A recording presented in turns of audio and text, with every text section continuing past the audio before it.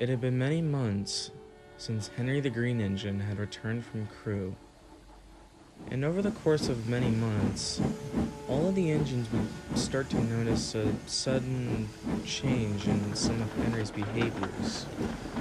No one exactly questioned him about this.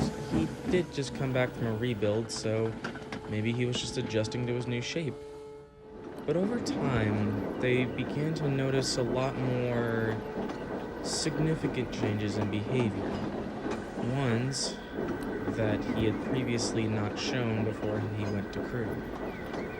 None of the engines ever really asked him about this, as they felt they wouldn't really get that much of an answer out of him. Finally, one day, Edward decided to ask him. Oh, hello, Edward. Hello, Henry.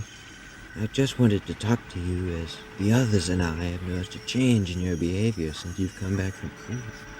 I was just wondering why this is. The big green engine didn't respond to his question. Instead, his expression changed to a face of either guilt or restraint, as if he was withholding information that no one else knew. Sorry, Edward, I have to pull a train. Goodbye. And with that, the big green engine puffed out of the yard, leaving Edward in pure confusion. He was confused beyond all belief. He wanted to know why Henry seemed to get so nervous when he brought this up to him. But, thinking that he wouldn't get any more answers out of Henry if he asked further, he simply thought it best to just leave it and not ask any more questions. About a day or two had passed, and no more questions were asked on the subject. Edward was resting in the sheds one evening when Sir Topham Hatt came up to him. Edward, I need you to take a delivery of scrap to a scrapyard on the mainland. Yes, sir. And with that, Edward puffed out of the shed to collect his goods train. On his way to the scrapyard, Edward began thinking to himself about the last time he had spoken to Henry. He really wanted to know why he got so nervous over such a seemingly simple question. And he really wanted to know why Henry had been acting so strange and different ever since he had come back. Like everyone else, Edward thought that he was maybe just adjusting to his new shape. But this was months after he had come back. Surely he would have adjusted by now. Edward didn't know, although he started to think to himself whether or not he really wanted to know, as maybe the real reason behind Henry's sudden change in behavior was a little bit more dark. Edward brushed that thought off as he neared the scrapyard, though. Edward soon arrived at the scrapyard, where the foreman was waiting for him. Ah, there you are. Just leave that train on another siding. Diesel will come take it away momentarily. So Edward left his train on a siding and went on another siding to go fill up with water. Hello? Who are you? Edward heard a voice from next to him that he knew didn't belong to his crew. He looked over on the siding next to him to see an old engine. The engine was completely covered in rust and looked like he hadn't been used in a very long time. I'm Edward. What's your name? I was never really given a name. Just a number. 10638. The two started politely chatting, Edward telling the engine about his experiences and stories throughout his years, and the other engine telling him about how he had ended up there. Edward soon brought up Henry, how he was a failed Pacific Atlantic hybrid, and how he was brought to Crew Works for a rebuild and somehow came back as a Stanier Black 5. When Edward gave the engine a description of what Henry had looked like, the old engine got a rather confused look on his face. Mate, there was never an engine with that description sent to Crew Works.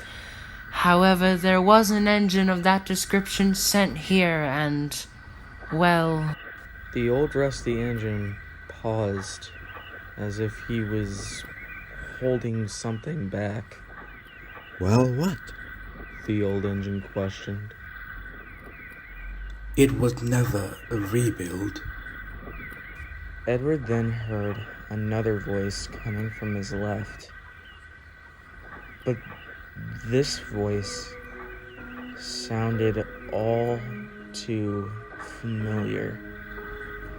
Edward hesitantly looked over and stared in shock.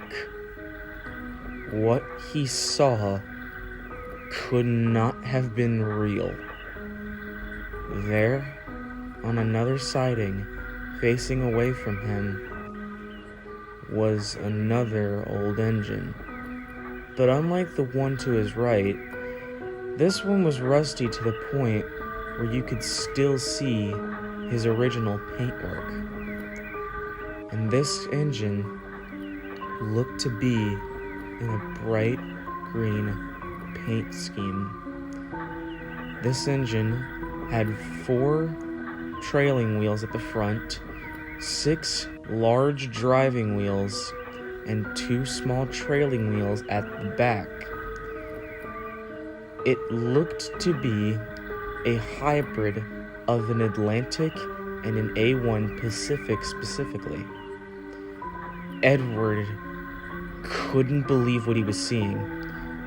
Then he thought to himself, maybe this was just another engine. This thought slightly relieved him. That was until he looked over at its tender. Like the engine, the tender was rusty as well, but to the point where you could still see its original paint scheme. Not only could you see the paintwork, but through all the rust, Edward could make out a large 3 on the engine's tender. Edward couldn't handle what he was seeing. As soon as his tender was filled up with water, he darted out of the scrapyard and didn't stop until he made it to Sodor.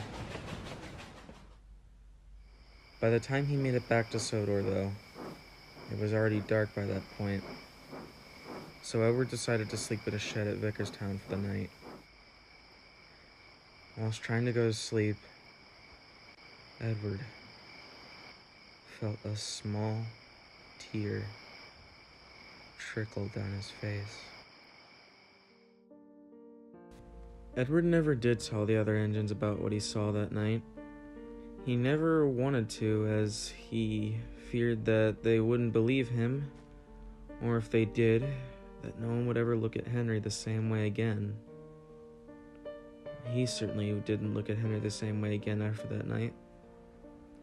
He never told Sir Topham Hatt about it, as he thought that he would never get any sort of answers out of him.